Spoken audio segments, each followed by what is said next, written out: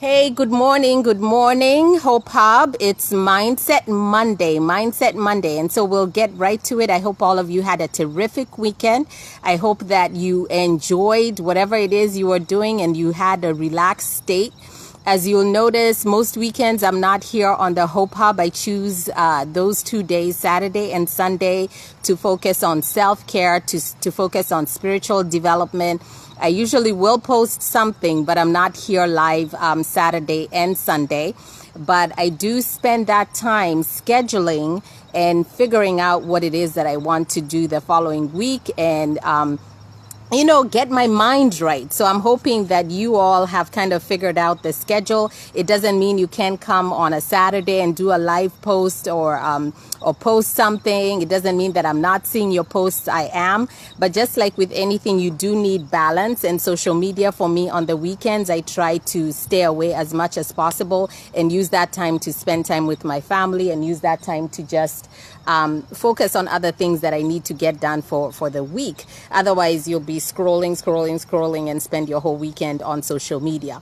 So Mindset Monday, what is mindset? And I know I've talked to you guys about mindset, but essentially mindset is your worldview.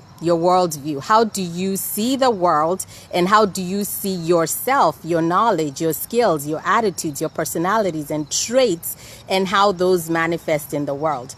So for example, for me, the way I'm shifting my worldview by being here on the Hope Hub, or how I'm manifesting in the world in this season, is to look at my mindset as something that can be changed, something that's not fixed, something that can grow. And so I'm hoping that that's what you guys are getting on the Hope Hub, is that understanding that you can choose to change, you can choose to grow, that the basic qualities, the traits that you've had since you grew up, since you came to the U.S., or since you have lived out your whole life, because I know there are people here who are Americans and some who are from other countries. Well, I have someone even from Australia on this group.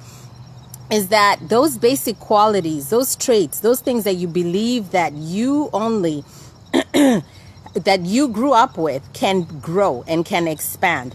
So today, what I wanted to focus on is success, and what is your definition of success. So start thinking about what is it that you define as success. And a lot of people will say, success to me is happiness. Well, what does happiness mean?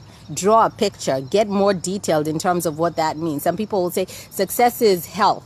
For me, what is health? What does health look like? And do you manifest that in your life? So try not to be vague when you describe success. Success, according to Earl Nightingale that I listened to this morning, is the progressive effort or progressively working on a worthy goal. So for you to be successful, it's not an end game. It's you progressively working on something that you believe is worthy, that you believe is attainable. It's a goal that's specific, that's measurable, that's realistic, that's timed, that attainable, all those things that we call SMART goals. It's you deciding, I want to be healthy. Well, what does health look like? And you actually drafting out that statement in terms of what health. And if you're not healthy, write down your goal in terms of what health would look like to you. Is it loss of 50 pounds? Is it a BMI of a certain amount? Is it a blood pressure of a certain amount? Make it something real that you can visualize, that you can see. So this morning I was listening to one of my podcasts, and this guy talked about success and what it is. And he said Jim Rohn is one of these people in personal development, gurus in personal development. His definition of success is success is not something you go out and get. Success is something you attract by the person you become. Success is something you attract by the person you become. Let that sink in. So success is not something that we're running towards. Success is something that you become every single day by the habits that you're developing, by the disciplines that you have, by the things that you're doing in order to attain success. So he gave an example of Elon Musk. And of course, Elon Musk is like one of the most brilliant minds of our times, I would have to say. and he is attaining things that are mind-boggling in the realm of science and technology, right? But or look at, let's say, Steve Harvey, for example, in his book Jump, which I'm currently reading. I've been reading it for like a year. I don't know why. I read one page and then I put it down. But anyway, if you look at those individuals and how successful they've been in their lives, and let's say you take, he said, if you take Elon Musk, or let's say Steve Harvey, and you guys are put in an industry, in a job where you're working 40 hours a week.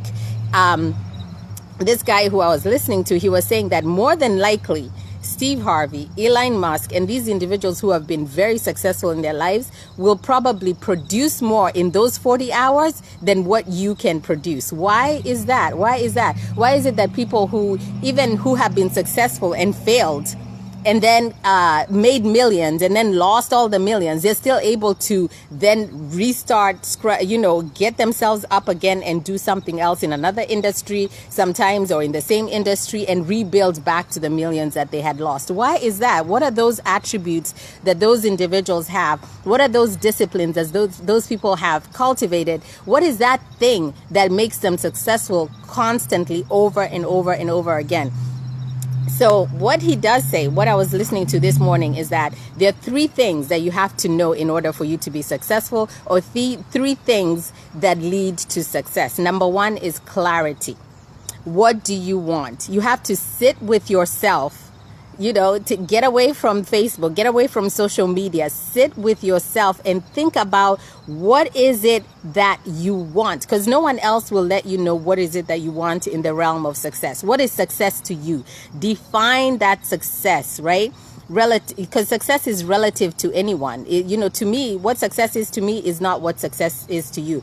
Think about, like, I've sat down with people while we do vision boards at the end of the year or the beginning of the year, and we'll all do vision boards. We're all in the same room. We all have the same set of magazines. But let me tell you, my vision board doesn't look like her vision board, like his vision board, like this person's vision board.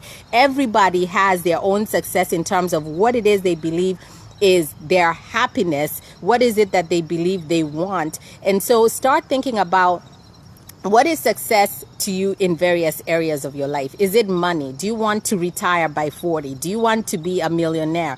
Do you want to travel? They're all internal, intrinsic things that we all want as success. So that's the first thing, is clarity in terms of your goals, your vision, your ideas, in terms of where you want to go. The second thing in terms of success is you start describe very clearly what are the habits and the attributes of that person who shows up successful to you. So for example, if you're looking to be an influencer, right? Someone who, sorry, there's a plane. Someone like, you want to be someone who motivates people.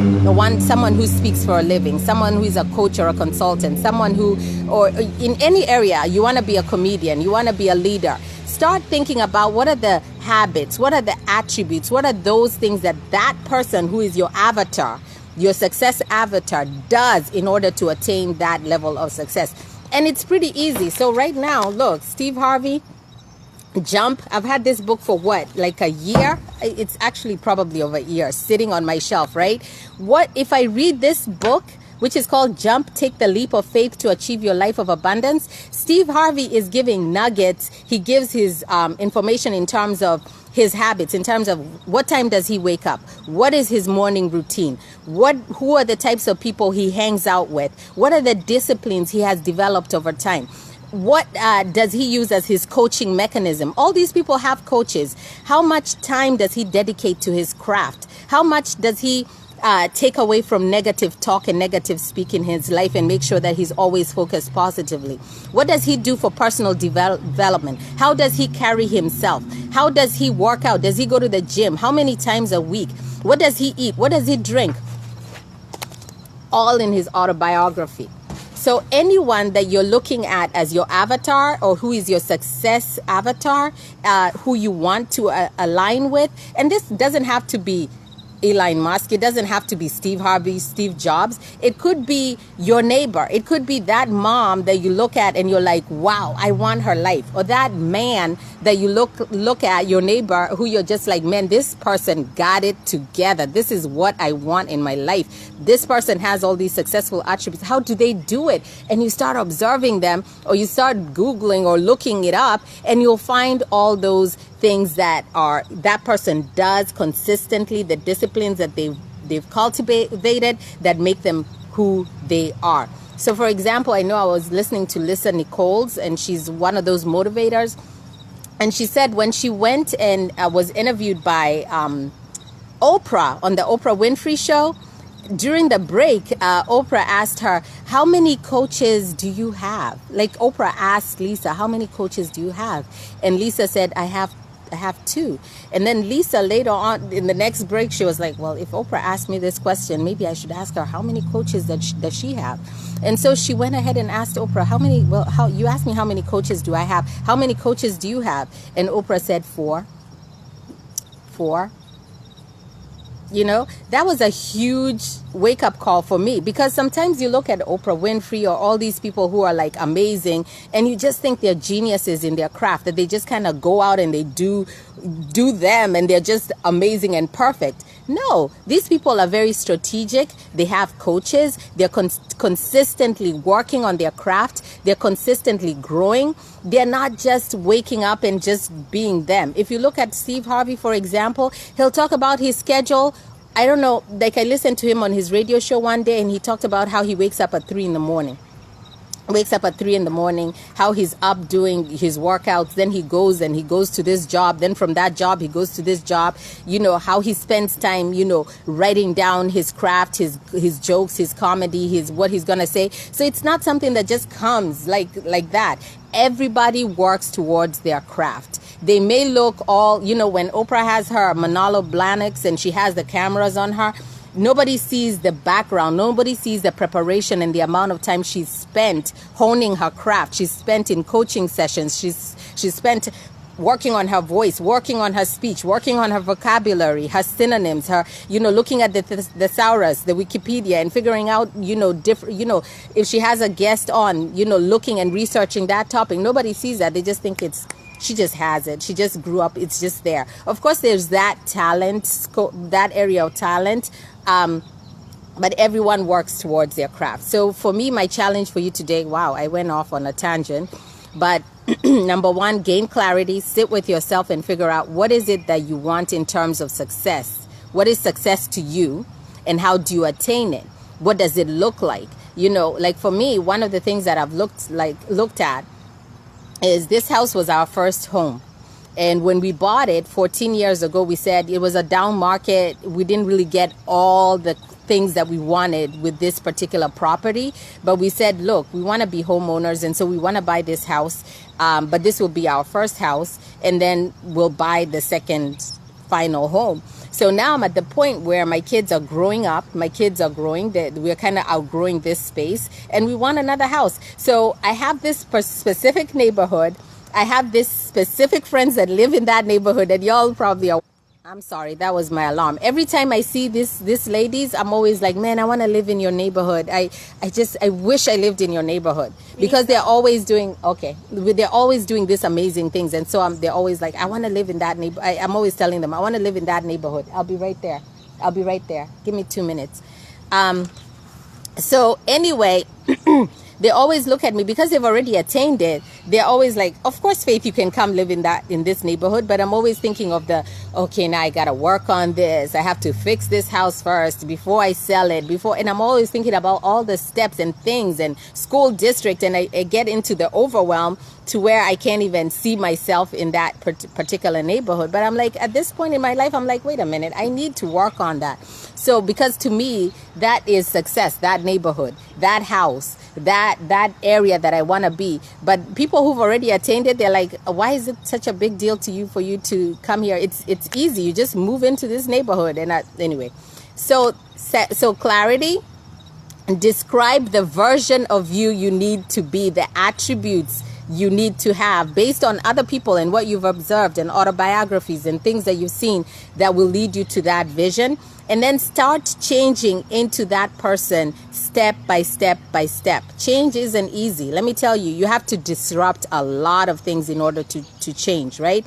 So for example, if you're someone who's been talking about working out, right? And if you've written down all these attributes of someone who is physically fit, someone who is your avatar, and you know what it is that they do consistently in order to get to where that you want to be, well, the first day that you press snooze on that, on your alarm, guess what? It'll give you a cognitive dissonance. You'll feel like, what the hell? Like, why did I press snooze and now I'm waking up at 9 a.m.? There's no way I'm going to be able to get there if I'm not waking up early, if I'm not showing up at the gym consistently 5 days a week, if I'm not talking positively to myself. So all these attributes that person or that individual has. So just to review, be extremely clear on your goals. Make sure you describe what it is that you want, right, in detail, based on research, based on looking at people who have those things that you want or that dream, they've achieved it. How did they get there? And then just change. So every day, like Earl Nightingale said, is start working towards your goal every single day, because success is progression, is the daily progression on a worthy goal. So as long as you're working towards a worthy goal, you're successful. Success is not there. Success is here, right? Success is not something you're chasing. Success is something you're becoming. So every day you're doing something in terms of your habits, your traits, whatever that lead to your goal. So I'll leave you with this quote from Earl Nightingale that says, "Whatever the mind can conceive and believe, it can achieve." Okay? Whatever the mind can conceive and believe, it can achieve. So what are you conceiving today? Start conceiving major goals. Start conceiving your dreams. Start believing them, and start regularly engaging in what you believe is a worthy goal. All right? Because I'm reading Jump, let me read something from here and then I'll log off. Steve Harvey says, "Though you may not know exactly what your journey will be to bring you to your dream, be open to the process and seize the opportunities that God presents to you." Because there'll be circumstances and issues that hit you, but be open to that process. Always have a mark that you're working towards, because otherwise you'll be like a ship without a rudder, right? Just kind of aimlessly drifting through life. You need to have a set port, a set harbor, because just like with any ocean, there's always a rocky coast, right? Miles and miles of rocky coast. If you do not have a rudder, you do not have an aim, a vision, a goal, you're more likely to just meander like the 95% of people without goals and be dashed against the rocks of life and the circumstances by the winds, the economy, the whatever. But if you have a clear progression of what it is you're doing and where you're going, more than likely you'll be successful. So you must put your hopes in motion, and God will bless your steps if you are taking some. Put your hopes in motions and understand that when you fail, you are in the midst of a great lesson, because life is a series of lessons learned and failures overcome. So that's from him. And I'm reading him because I think he has a really awesome mindset. He's always growing, always thinking about growth, and that's where his focus is. So God bless you all. Happy Mindset Monday. And this week I'm going to focus more on mindset, because that's what this group is about. And please let me know what kind of content you would like to see on the Hope Hub. What is what do you feel is growing you? What do you feel you need to see more? Hi, Elsie. And so I can start also giving and adding value, because this group is not just about me. It's about all of us growing and leveraging hope. So God bless you all. Bye.